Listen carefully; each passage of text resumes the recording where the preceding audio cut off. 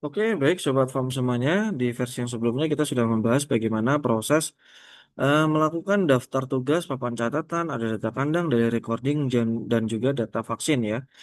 Nah, di sini kita juga ada menu ya, data karyawan ya. Jadi data karyawan itu sebenarnya untuk pendukung saja.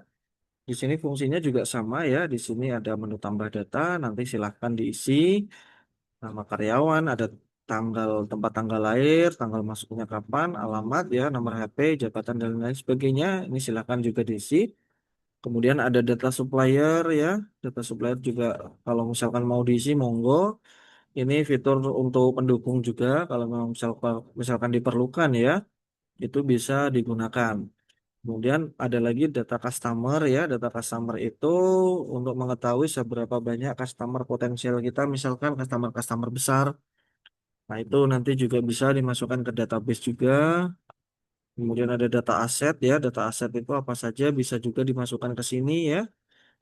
Jadi kita bisa menambahkannya nama aset ya, nomor ID, supplier, penanggung jawab. Jadi nanti ini untuk kita bisa tahu, jadi kita punya aset apa saja ya, jenisnya apa saja. Kemudian kondisinya seperti apa, harganya berapa. Nah, nanti ketahuan semuanya. Jadi total kekayaan kita atau total asetnya perusahaan itu ada berapa begitu. Nah, itu nanti bisa kelihatan. Nah, kemudian di sini ada data komplain ya. Data komplain itu bisa juga diisi, misalkan ada komplain dari misalkan teman-teman semuanya suplai ke MBG misalkan. Atau suplai ke luar kota. Jadi misalkan ada dua tray atau ada dua ikat misalkan atau tiga ikat misalkan kondisi telurnya kondisinya rusak. Atau misalkan kondisinya busuk atau seperti apa. Nah, itu nanti bisa dimasukkan ke data komplain. Nah, data komplain itu juga perlu ya supaya apa? Supaya kita bisa menghindari kesalahan yang sama. Begitu. Nah, sehingga kita bisa melakukan evaluasi ya. Bisa kita monitoring secara berkala nanti tindakannya seperti apa. Jadi di sini kita bisa memasukkannya begitu teman-teman.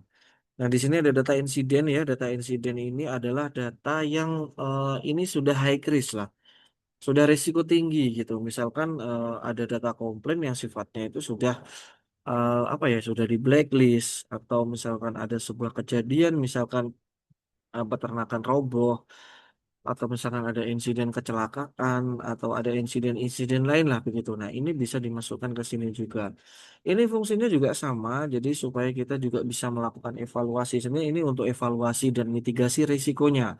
Begitu, karena di sini juga ada tindakan dan juga pencegahannya ya, teman-teman. Jadi nanti kita tidak akan lupa misalkan 2 tahun lalu kita pernah loh kejadian misalkan saat proses pembangunan itu bagian kaki-kakinya itu mengalami roboh atau apa. Nah, artinya hal seperti itu kadang kalau misalkan hanya terlewat atau hanya kita ingat saja, itu kan juga tidak bisa dinilaikan gitu. Tapi kalau kita masukkan ke bagian ke data, artinya ada kerugian ya, kemudian ada kerugian materi ya dan non materi itu bisa juga kita masukkan ke data begitu.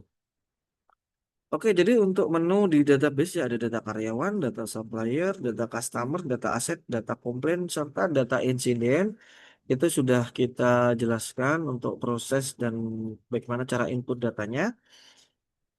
Oke, selanjutnya nanti kita akan bahas di proses telur masuk, penjualan, buku keuangan, master stock, stok terpakai, dan juga stok masuknya. Mungkin untuk database sampai di sini dulu ya. Nanti kita akan lanjutkan di versi yang tutorial yang lainnya. Oke, mungkin itu dari kami. Terima kasih ya Bapak Ibu semuanya.